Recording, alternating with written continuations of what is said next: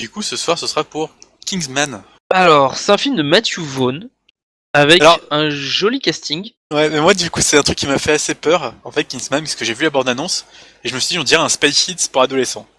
Sincèrement, quand tu vois la dégaine... Je l'ai vu plus comme un film d'espionnage sérieux pour adolescents. C'est-à-dire qu'un Spice Kid n'a pas le côté sérieux. Bah, Et je le franchement, voyais moi, plus je l'ai plus comme vu comme un Spy Kids pour ados, tu vois.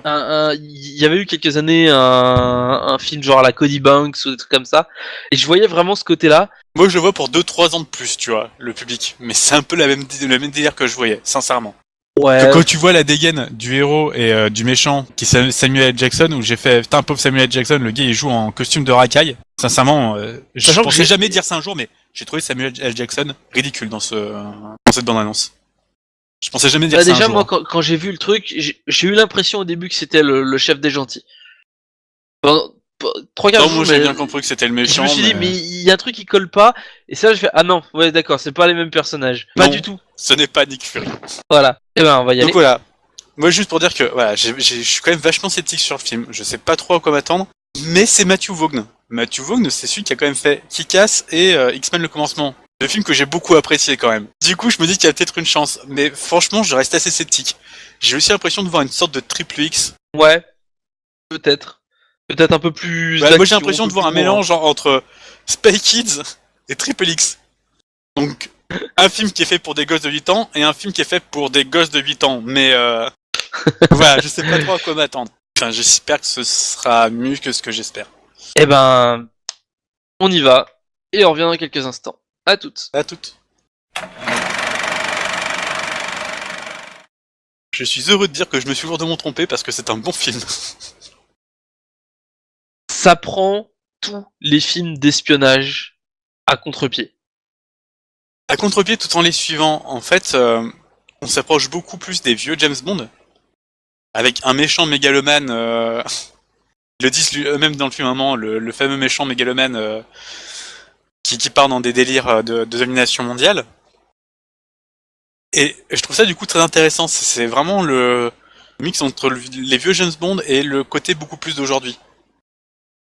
En prenant un peu tout ce qui est comme tu dis, un peu à... Mais ils font plusieurs allusions comme ça, parce que du coup on retrouve le côté espion très british, mais tellement plus british. Alors, ultra british. Je veux dire, c'est chapeau melon et bottes de cuir, mais juste avec le chapeau melon, quoi. C'est vraiment ça, c'est mecs en costard, parapluie, qui se battent contre des truands. Et même ces personnages-là, quand on leur rajoute des sortes de gadgets électroniques, c'est genre... Ouais, non, c'est des trucs qu'on préfère oublier, quoi. C'est vraiment le côté... on est de la vieille école et on l'assume. Je veux dire, c'est vraiment le film d'espionnage dans toute sa splendeur. Le gars, il a un parapluie qui lui sert d'arme.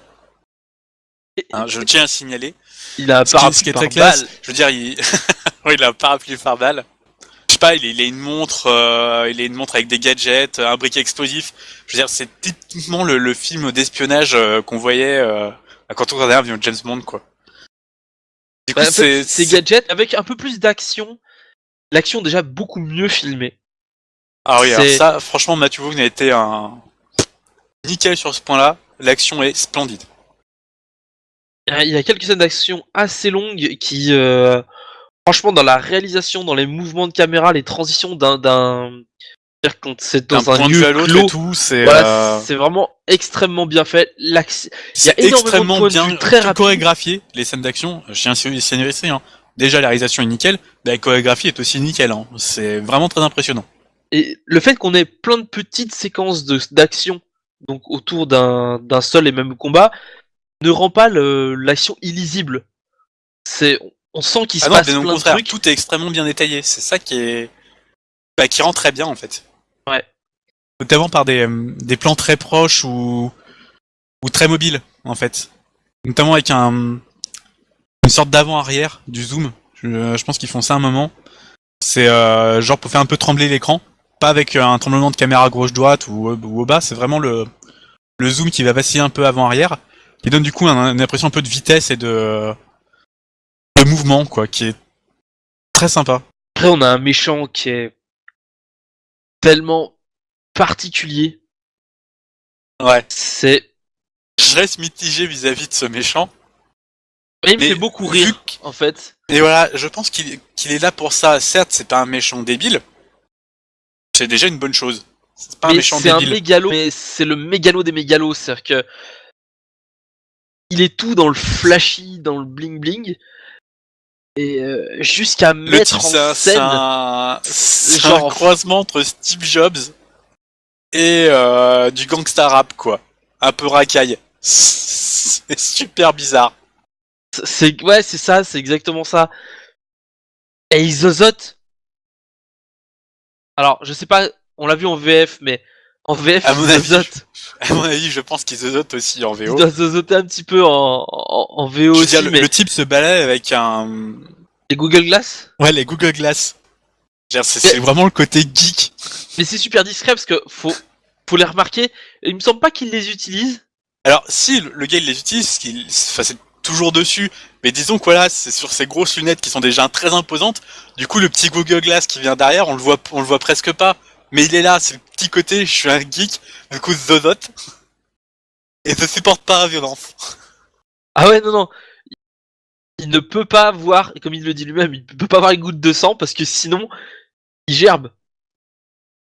Et c'est au point que quand il rentre dans une salle où il y a des cadavres, les gens recouvrent les cadavres avec des draps avant qu'il rentre. Parce que il peut même pas voir un cadavre, quoi. C'est en même temps l'opposé complet d'un méchant qui est sans pitié et d'un tueur froid. Il y a un mélange qui colle pas. Enfin, le personnage est tellement bizarre.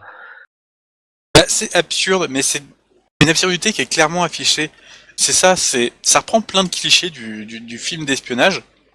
Ça en détourne d'autres d'ailleurs, mais c'est tellement assumé que ça passe. C'est vraiment fait pour ça. C'est pour rappeler justement à tous ces vieux films qu'on a pu voir et qu'on a pu apprécier. C'est fait avec beaucoup de sérieux, mais avec beaucoup d'humour. Et du coup, ça passe très bien. Ouais. Ça, je reconnais que c'est quand même très très sympa. Alors, visiblement, c'est une adaptation quand même je sais pas, d'un bouquin ou je sais pas trop quoi, peut-être d'une BD ou d'un comics, je sais pas trop. En tout cas, ouais, c'est plutôt bien fait. Bon, c'est juste que le personnage un peu de racaille du début est pas forcément le personnage principal. Et pas c'est déjà le genre de héros qu'on a pourrait, disons, apprécier de base, mais ça passe bien du fait que c'est ce film en fait. Je sais pas. Il y a un mélange du coup entre le côté très gentleman de son mentor. On peut voir qu'il est l'agent secret parfait britannique jusqu'au bout des ongles, jusqu'au bout des lunettes. Et lui du coup qui est plus le côté racaille, mais Le prolo, mais il le dit lui-même. ouais, voilà, c'est un prolo et enfin bon, Mais il en joue beaucoup aussi. Sous prétexte que lui vient de la banlieue, de la basse ville, on va dire, et du bas peuple. Euh, il en joue beaucoup pour finalement il se rend compte que c'est que de la parano.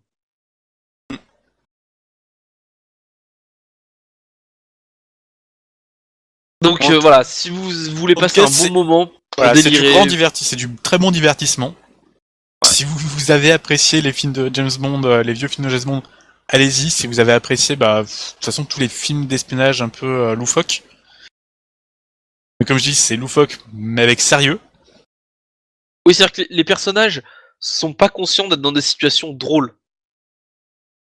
Ils vivent leur vie dans leur côté, et après c'est l'ambiance générale du film qui est à la fois sérieuse et comique, qui bah, il y a un côté un peu qui casse en fait du coup. Ouais. D'être dans un environnement quand même relativement sombre, mais avec des personnages tellement hauts en couleur que ça devient notamment ça méchant quoi. Lui, c'est vraiment c'est un flamboiement d'orange, de bleu, de. Ouais, là, il a toujours une casquette de travers qui est flashy, qui pète. En tout cas, voilà, c'est bien mieux que ce que je l'avais espéré. Et du coup, c'est une bonne chose. Donc on vous si encourage. Si vous voulez vous divertir dans un film ces temps-ci, vous pouvez aller le voir, il n'y a pas trop de problème. Et donc c'est tout pour Kingsman Service Secret. Et on vous donne rendez-vous à la prochaine séance. Salut. Ciao.